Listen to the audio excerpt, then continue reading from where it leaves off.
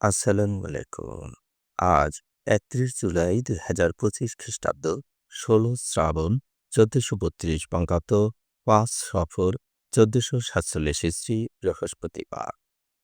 সংবাদ পাঠ করছি মনির হোসেন কাপাল।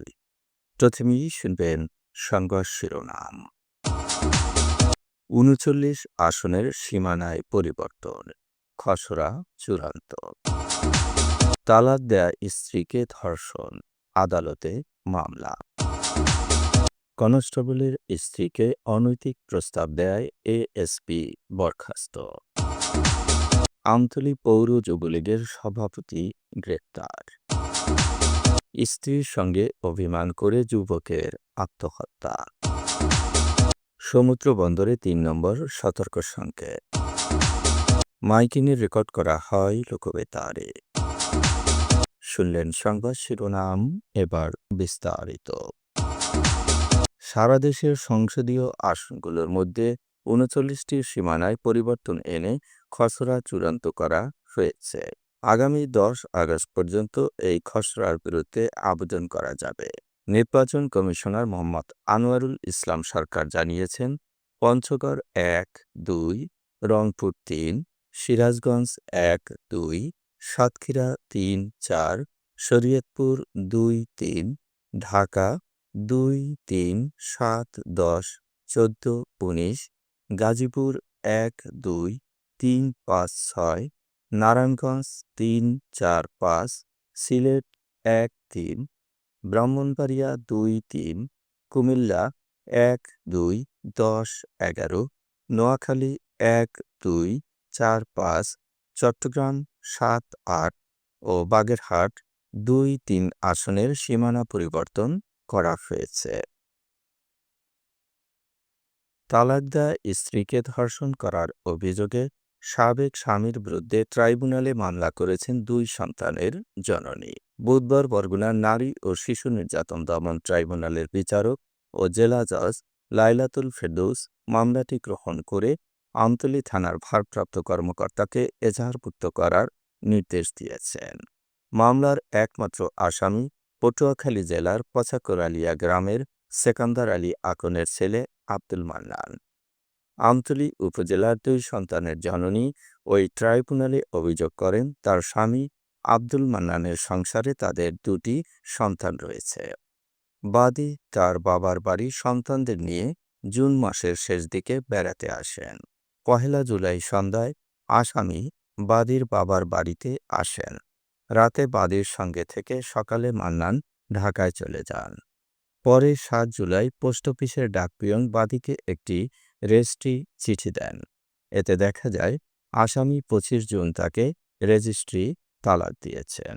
বাদীর অভিযোগ, তালাক গোপন করে আগের স্বামী তাকে ধর্ষণ করেছে।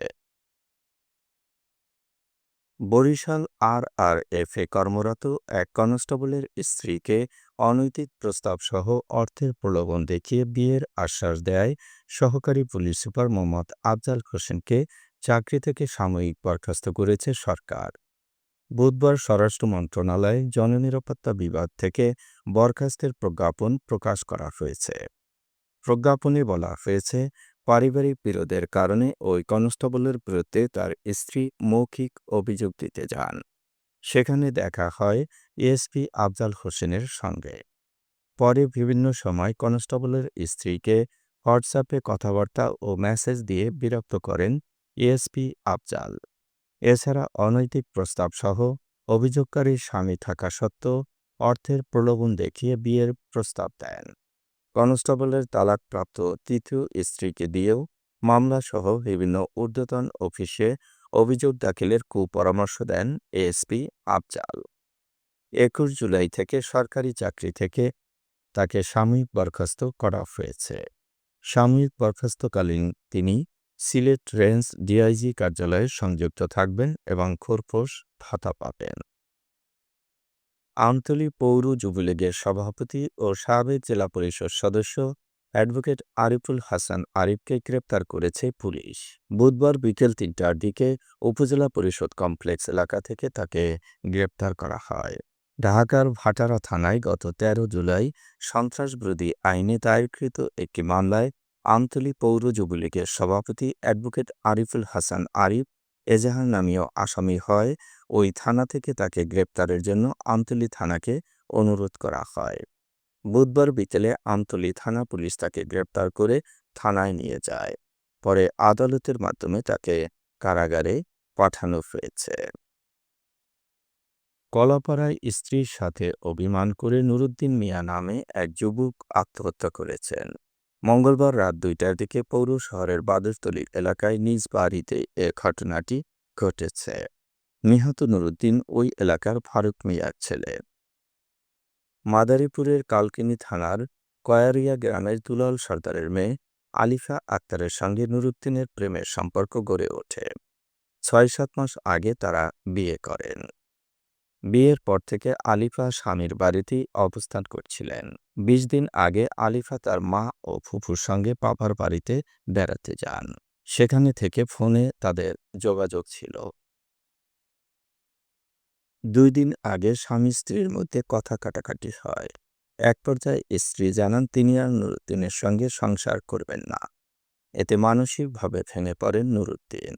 মঙ্গলবার রাতে পরিবারের সবাই ঘুমিয়ে পড়লে রাত আনুমানিক ২টার দিকে ঘরের আড়ার সঙ্গে গলায় ফাঁস দিয়ে তিনি আত্মহত্যা করেন। মাইকিংয়ে রেকর্ড করা হয় লোকবেতারে। সুমধুর ও সুস্পষ্ট কণ্ঠে মাইকিংয়ের জন্য লোকবেতারের বিকল্প নেই। লোকবেতারের সাউন্ডপ্রুফ স্টুডিওতে করা হচ্ছে গান ও নাটকের রেকর্ড। সেই সাথে লোকবেতারে নামমাত্র টাকায় প্রচার করা হচ্ছে বিজ্ঞাপন। ১৫ সেকেন্ডের বিজ্ঞাপন প্রচারিত হচ্ছে মাত্র ৫০০ টাকায়। ৩০ সেকেন্ডের বিজ্ঞাপন ১,০০০ টাকা, ৪৫ সেকেন্ডের বিজ্ঞাপন ১,৫০০ টাকা আর ১ মিনিটের বিজ্ঞাপন প্রচার করা হয় মাত্র ২,০০০ টাকায়। নির্ধারিত টাকার বিনিময়ে প্রতিদিন কমপক্ষে ৫ বার করে পুরো ১ মাস বিজ্ঞাপন প্রচার করা হবে। মাইকিং ও বিজ্ঞাপনের জন্য যোগাযোগ করবেন 0-on-77-55-66-445 নম্বরে। এবারে শুনবেন আবহাওয়ার খবর।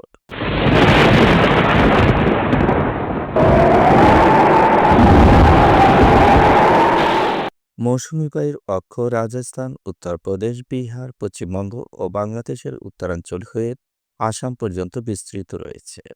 এর একটি বর্ধিত অংশ উত্তর বঙ্গোপসাগর পর্যন্ত বিস্তৃত। মৌসুমী বায়ু বাংলাদেশের উপর মোটামুটি সক্রিয় এবং উত্তর বঙ্গোপসাগরে মাঝারি অবস্থায় রয়েছে। দেশের ৪ সমুদ্র বন্দরকে ৩ নম্বর স্থানীয় সতর্ক সংকেত দেখাতে বলা হয়েছে। বঙ্গোপসাগরে অবস্থানরত মাছ ধরার নৌকা ও ট্রলারগুলোকে নিরাপদ আশ্রয়ে থাকতে বলা হয়েছে। রংপুর, রাজশাহী, ময়মনসিংহ, ঢাকা, খুলনা, বরিশাল, চট্টগ্রাম ও সিলেট বিভাগের অধিকাংশ জায়গায় অস্থায়ীভাবে দমকা পাওয়া সহ বিদ্যুৎ চমকানো বা হালকা থেকে মাঝারি ধরনের বৃষ্টি অথবা বজ্রসহ বৃষ্টি হতে পারে। আজ দেশের সর্বোচ্চ তাপমাত্রা ছিল সৈয়দপুরে ৩৬.২ ডিগ্রি সেলসিয়াস এবং সর্বনিম্ন তাপমাত্রা ছিল টাঙ্গাইলে ২৩.৪ ডিগ্রি সেলসিয়াস।